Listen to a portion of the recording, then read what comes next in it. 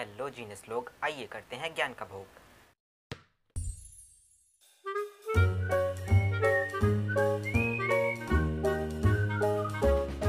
तो पिछली वीडियो में हमने देखा था एग्जाम्पल्स, और इसके आगे भी हम एग्जाम्पल्स और एक सवाल देख लेते हैं, मतलब एक्सरसाइज का क्वेश्चन देख लेते हैं। ठीक है, तो जो एग्जाम्पल नंबर 5 है क्लास 10th एनसीईआरटी का, वो क्या कह रहा है कि एक त्रिभुज है ओ पी क्यू, एक त्रिभुज है ओ पी क्यू, समकोण त्रिभुज है O P Q, right angle triangle है ओ पी क्यू, जिसमें ओ पी जो है वो 7 सेंटीमीटर है। ओ पी कितना है? 7 सेंटीमीटर है। और हमें दिया है O Q minus P Q is equal to 1 centimetre. O Q minus P Q is equal to 1 centimetre और ओ पी दिया है 7 सेंटीमीटर। ठीक, तो हमें साइन क्यू और कॉस क्यू के मान निकालने हैं। साइन क्यू और कॉस क्यू के मान निकालने हैं। तो देखिए क्या करेंगे, इसमें पाइथागोरस प्रमेय लगा देंगे। पाइथागोरस प्रमेय क्या होती है? कर्ण का स्क्वायर बराबर लंब का स्क्वायर प्लस आधार का स्क्वायर। कर्ण क्या है यहाँ पे? O Q. ठीक है, लंब क्या है? ओ पी, और आधार क्या है? Q P. ठीक है, तो ओ क्यू, ओ क्यू को हम यहाँ पे क्या लिख सकते हैं? O Q is equal to यहाँ लिख सकते हैं हम 1 plus P Q. P Q इधर चला जाएगा दाएं पक्ष में, तो O Q is equal to 1 plus P Q हो जाएगा। तो ओ क्यू को हम लिख सकते हैं 1 प्लस पी क्यू का square is equal to O P का स्क्वायर प्लस क्यू पी का स्क्वायर। ठीक, अब 1 प्लस ए प्लस बी का होल स्क्वायर खोल देंगे तो 1 का square 1 plus P Q square plus 2 P Q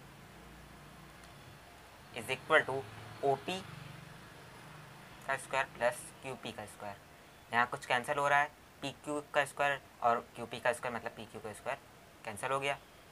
क्या आ गया हमारे पास? ओ पी का square is equal to 1 plus 2 P Q. अब ओ पी की वैल्यू हमें पता है 7, 7 का square is equal to 1 minus 1 plus 2 P Q. तो यहाँ से 2 पी क्यू की वैल्यू आ गई 49 माइनस 1 मतलब 48। तो P Q is equal to आ गया 48 अपॉन 2 मतलब 24 सेंटीमीटर। अब पी क्यू इतना है तो ओ क्यू कितना होगा? O Q is equal to 1 plus P Q, तो 1 प्लस 24 मतलब 25 सेंटीमीटर।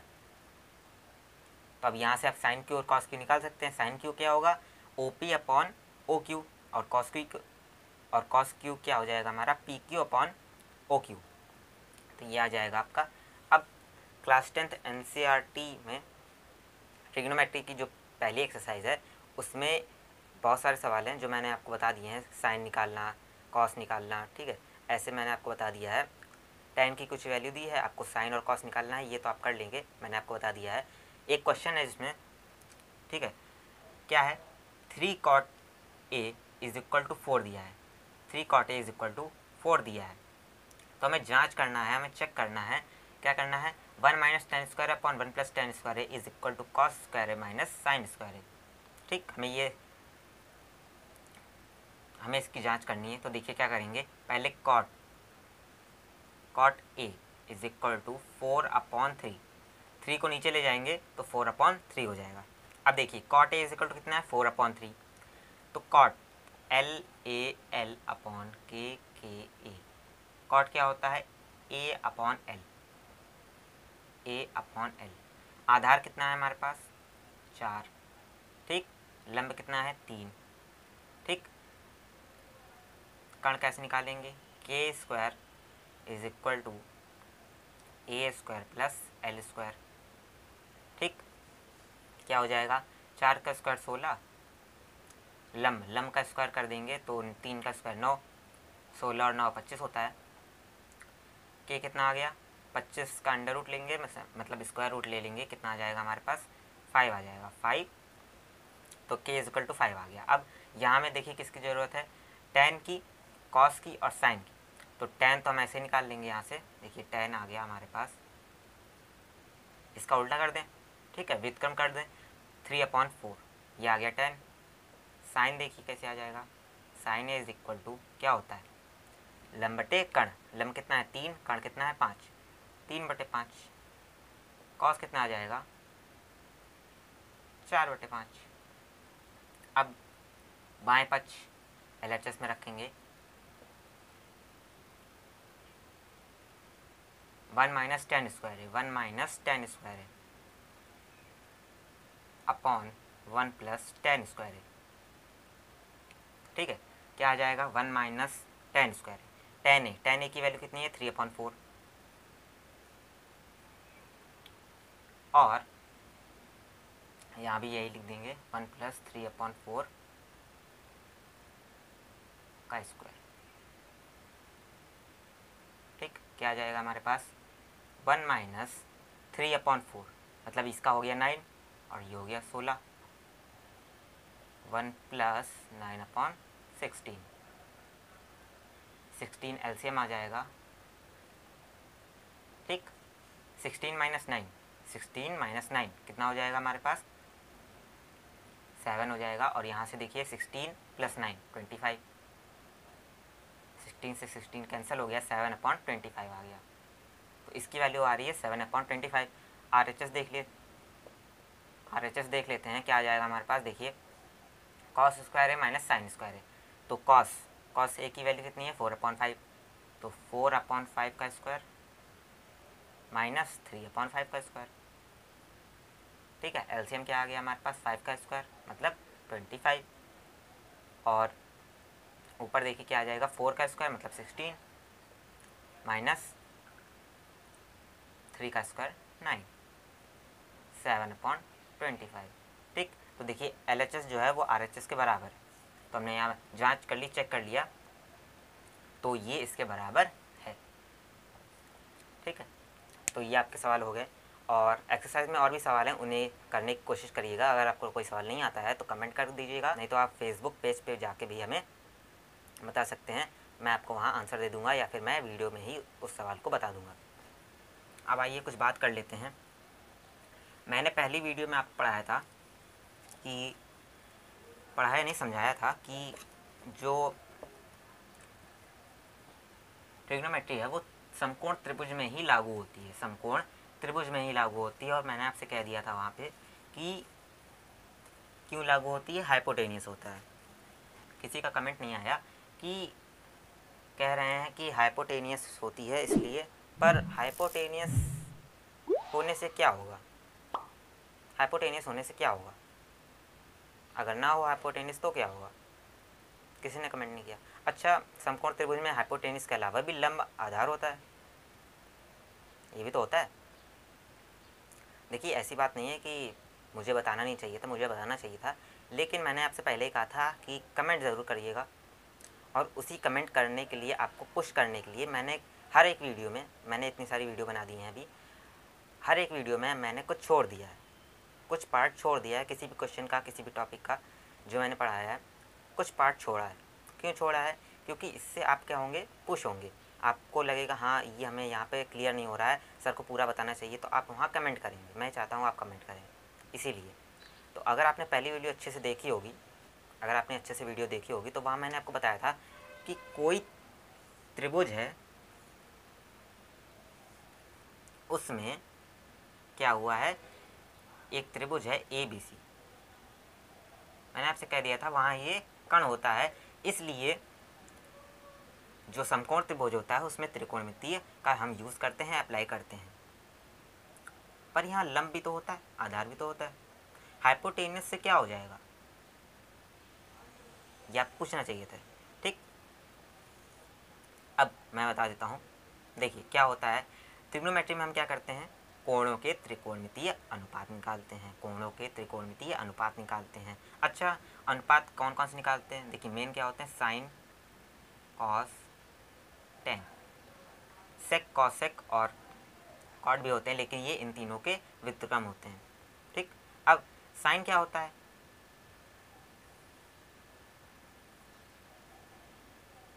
इसके लिए हम ये वाला फॉर्मूला लिख देते हैं।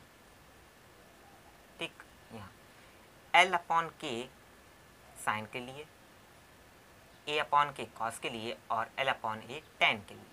अब यहाँ देखिए साइन अगर निकालना है, मतलब त्रिकोणमितीय अनुपात निकालना, मतलब ट्रिग्नोमेट्री में हमें क्या यूज़ है, देखिए कण का, ठीक, मैंने आपको बता दिया था कण का, लेकिन यहाँ लंब भी तो है, ठीक, इसके बारे में आगे बात करते हैं। यहाँ देखिए कण है, लेकिन यहाँ आधार भी है। अब यहाँ क्या है, लंब है और आधार है, यहाँ तो कण नहीं है, तो tan में हम क्या समकोण त्रिभुज के अलावा और भी किसी त्रिभुज का यूज़ कर सकते हैं? नहीं, तो अब पूछना चाहिए था। अब देखिए मैं बताता हूँ, ये देखिए ये एक त्रिभुज है PQR, ठीक, और मैंने आपसे कह दिया यहाँ से मैंने एक लंब, एक परपेंडिकुलर आधार पे डाला, ठीक, इस कोण के सापेक्ष, ऐसे कह लीजिए इस कोण के सापेक्ष, या फिर यहाँ से कह लीजिए इस कोण के सापेक्ष, किसी कोण के सापेक्ष, इस कोण के सापेक्ष तो नहीं डाल लेना, इस कोण के सापेक्ष डाल लें, तो इस कोण के सापेक्ष लंब डाला, तो इसे हमने कह दिया लंब। कहाँ डाला? आधार पे। आधार देखिए जनरली त्रिभुज में क्या होता है, जो हॉरिजॉन्टल लाइन होती है उसे ये आधार कह देते हैं, तो आधार पे डाला, ठीक। यहाँ क्या बना, 90 डिग्री, इससे क्या हुआ, इसके सामने वाली भुजा कण बन गया, कण हो गया बस। अब साइन के लिए हमें लंब चाहिए, कण चाहिए, ठीक। अब ये कोई त्रिभुज है, इसमें लंब कहाँ है, इसमें लंब कहाँ है, मान लो आधार है, हमने ये लिख दिया, ठीक, आधार हमने कहा हॉरिजॉन्टल लाइन होती है, हॉरिजॉन्टल लाइन होती है, लंब कहाँ है, नहीं है, तो इसमें यूज़ नहीं होगा। क्या करते हैं, पहले लंब डालते हैं, लंब डालेंगे तो कण अपने आप बनेगा, इतना याद रखो, लंब डालेंगे तो कण अपने आप बनेगा, या तो लंब हो या तो कण हो, आधार तो होता ही है हर त्रिभुज में, वही बात। तो लंब और कण, अब देखिए लंब और कण साइन के लिए, आधार और कण कॉस के लिए, tan के लिए लंब और आधार, इसका उल्टा कर देंगे, मतलब तीनों के व्युत्क्रम कर देंगे तो सेक कॉसेक और कॉट आ जाएगा। समझ में आ गया? अगर कोई त्रिभुज है उसमें ट्रिग्नोमेट्री का अप्लाई करना है, ट्रिग्नोमेट्री को अप्लाई करना है, तो क्या करेंगे, पहले लंब डालेंगे, पहले परपेंडिकुलर डालेंगे आधार पे, ठीक है। अब ऐसा नहीं है कि आधार ये नहीं हो सकता, आधार हो सकता है, इसको पलट दें और यहाँ से एक ऐसे लंब डाल दें, ये भी आधार है, ये कण बन जाएगा, ये भी कण बन जाएगा, ठीक। आशा करता हूँ आपको समझ में आ गया होगा मेरा कहना। तो हर एक वीडियो में मैं कुछ ना कुछ छोड़ देता हूँ, आप उसे पकड़ें और मुझे कमेंट करके ज़रूर बताएं। दिक्कत देखिए आप में नहीं है, दिक्कत आप जहाँ पढ़ रहे हैं वहीं पे है, ठीक है। आपने देखा होगा जब आप छोटे होंगे तब आप बहुत क्वेश्चन पूछते होंगे कि टेबल हैं, ठीक है, इनमें आप पूछते हैं यहाँ कन्फ्यूजन हो रहा है, मुझे ये बताओ, मुझे ये बताओ, ठीक है। 6-7 क्लास में आप बहुत क्वेश्चन पूछते होंगे। जब आप 9, 10, 11, 12 में आए होंगे तब आप क्वेश्चन पूछना कम कर दिया होगा। क्यों कम कर दिया होगा? क्योंकि ज़्यादातर बच्चे क्या होते हैं, कोचिंग पढ़ते हैं, ठीक, ध्यान से सुनना, कोचिंग में पढ़ते हैं, और जैसे कोचिंग चल रही है और जो टीचर है वो पढ़ा रहे हैं कुछ, ठीक, अब पढ़ा दिया, आपके मन में ये आया कि मुझे ये नहीं आ रहा है, ठीक, तो आपने पूछा, क्या होता है, एक एग्जांपल से आपको बताता हूँ। जैसे सर पढ़ा रहे हैं आपको, एक डेफिनीशन है, मान लीजिए ऐसे ही मान लीजिए, आप कंसीडर कर लीजिए कि एक डेफिनीशन लिखी हुई है, राम हरा कपड़ा पहनता है, राम हरा कपड़ा पहनता है, मान लीजिए बस, ठीक। और आपने पूछा सर ये राम हरा कपड़ा क्यों पहन रहा है, राम हरा कपड़ा क्यों पहन रहा है, सर आपको क्या जवाब देंगे, सोचिए ज़रा। सर आपसे ये कहेंगे राम हरा कपड़ा पहनता है, राम हरा कपड़ा पहनता है, उनको खुद को भी नहीं पता है राम क्यों हरा कपड़ा पहनता है, ठीक, राम हरा कपड़ा पहनता है। आपने पूछा फिर से, सर नहीं समझ में आ रहा, कहेंगे राम हरा कपड़ा, राम हरा कपड़ा पहनता है, ठीक। उसका असली में आंसर ये होगा कि राम को मन करता है या फिर उसकी मम्मी ने कहा है कि तुम पे हरा रंग सूट करता है तो तुम ये पहना करो, आंसर ये अलग होगा। समझना, यहाँ पे हर एक टॉपिक या फिर हर एक डेफिनेशन तुम लगा कर देखना, ऐसा ही होता है। क्या होगा, डेफिनेशन कुछ और है, और तुम्हें नहीं समझ में आ रहा तो ऐसे समझें, वही रिपीट कर देंगे बार बार कि राम हरा कपड़ा पहनता है, राम हरा कपड़ा पहनता है, राम हरा कपड़ा पहनते हैं, 4 बार बोर्ड में लिख देंगे, आपको 4 बार कॉपी में रटवा देंगे, चिल्ला चिल्ला के बुलवा देंगे, राम हरा कपड़ा पहनता है, राम हरा कपड़ा पहनता है, आपके मन में याद हो गया, आपने रट लिया, हाँ राम हरा कपड़ा पहनेगा, पेपर में आ गया कि राम हरा कपड़ा क्यों पहनता है, राम हरा कपड़ा पहनता है, full stop, answer, hence prove, ख़त्म। समझ रहे हैं आप मैं क्या करना चाहता हूँ। तो मैं यहाँ पे आपको इसीलिए पुश कर रहा हूँ, मैं यहाँ आपको इसीलिए पुश कर रहा हूँ कि आप हर एक वीडियो में कमेंट करें, क्वेश्चन का कमेंट करें, या फेसबुक पे जाके मुझे कमेंट करें, मुझे क्वेश्चन पूछें। इसीलिए मैं कुछ ना कुछ छोड़ देता हूँ। जैसे मैंने आपको ये बताया कि देखिए छोटी सी बात थी पर काम किए, तो ये आपको पूछना चाहिए था, ठीक है। तो जो आपका 6-7 में था कि आप क्वेश्चन पूछते रहते थे, आपको डाउट क्लियर नहीं होते थे तो आप पूछते थे, ये नहीं कि आप बैठे रहते थे शांत, नहीं, आप पूछते थे। तो इसी को आप 11th-12th या फिर 9th क्लास, जिस भी आप क्लास में हैं, मैंने नहीं कहता कि बीएससी में है, एमएस, किसी भी क्लास में है, आप इस क्वेश्चन पूछने की आपके रूटीन को बनाए रखें। मिलता हूँ आपसे अगली वीडियो में, धन्यवाद।